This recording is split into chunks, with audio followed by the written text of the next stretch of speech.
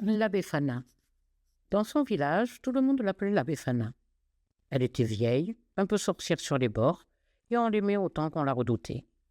On ne savait jamais, quand on toquait à sa porte, si on allait la trouver de bonne humeur et prête à offrir de ses délicieux biscuits, ou si on allait entendre des grognements sinistres qui laissaient deviner qu'elle était d'une humeur grognonne et qu'il fallait mieux renoncer. Il se trouve que les 3 rois mages, qui suivaient la nouvelle étoile apparue dans le ciel, passèrent dans le village de la Befana.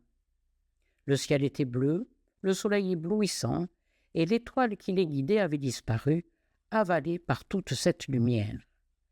Craignant de se perdre, ils mirent pied à terre devant la maison de la sorcière. Regardant par la fenêtre, Melchior s'écria. « Oula, vieille femme, que la paix soit avec toi.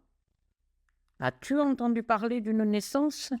Nous sommes venus d'Orient honorer le bébé en lui apportant des cadeaux. » Il se trouve que ce jour-là, malheureusement, la Befana était de fort mauvaise humeur et elle répondit en bougonnant. « Passe ton chemin, vieux schnock.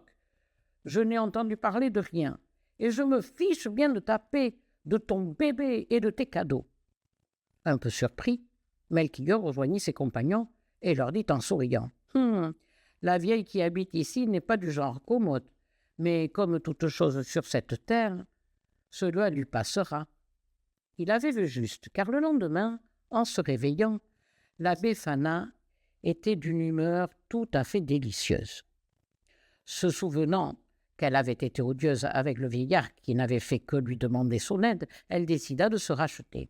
Et toute la journée, elle cuisina de bons gâteaux, des biscuits, des sucreries. Et le soir venu, elle enfourcha son balai à la recherche des mages, espérant se joindre à eux et gâter cet enfant qui venait de naître. Elle survola les environs, scrutant les collines et les plaines. Elle vola même jusqu'à la mer, mais impossible de retrouver les mages. Ils étaient déjà loin. La Befana était déçue, bien sûr, mais comme elle était ce jour-là d'une humeur joyeuse et généreuse, elle décida de faire profiter tous les enfants de son pays de ses pâtisseries. Et toute la nuit, elle vola de maison en maison pour glisser dans les chaussettes des enfants biscuits, gâteaux et sucreries. Certains prétendent que pour quelques enfants, informés par leurs parents qu'ils n'avaient pas été sages, la Befana glissa à la place du charbon dans leurs chaussettes.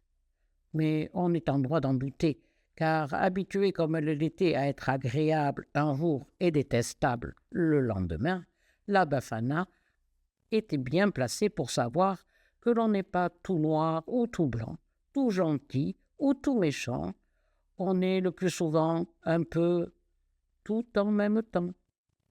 Les choses est sûres, c'est que depuis, la Befana recommence chaque année à gâter les enfants, non pas pendant la nuit de Noël, mais la 11e nuit après Noël, celle qu'on appelle l'épiphanie, car c'est cette nuit-là que les mages atteignirent la crèche. Comment la Befana l'avait-elle su? N'oublions pas qu'elle était un peu sorcière sur les bords. La Befana appartient aux figures folkloriques pourvues de dons liés à la fête de Noël. La légende dit que la Befana passe dans chaque maison où vivent des enfants la nuit précédant l'épiphanie, c'est-à-dire la fête des mages, le 6 janvier. Ces derniers accrochent une chaussette pas loin de la cheminée ou de la fenêtre. Pour ceux ayant été bons et gentils au long de l'année, la Befana dépose dans leurs chaussettes des caramels ou des chocolats.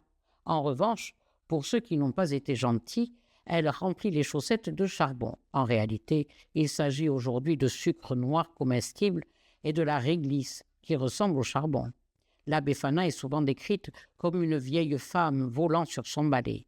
Mais à la différence d'une sorcière, elle est souvent souriante et porte une bourse et un sac plein de bonbons, de cadeaux, mais aussi de charbon. C'est une fête de la culture italienne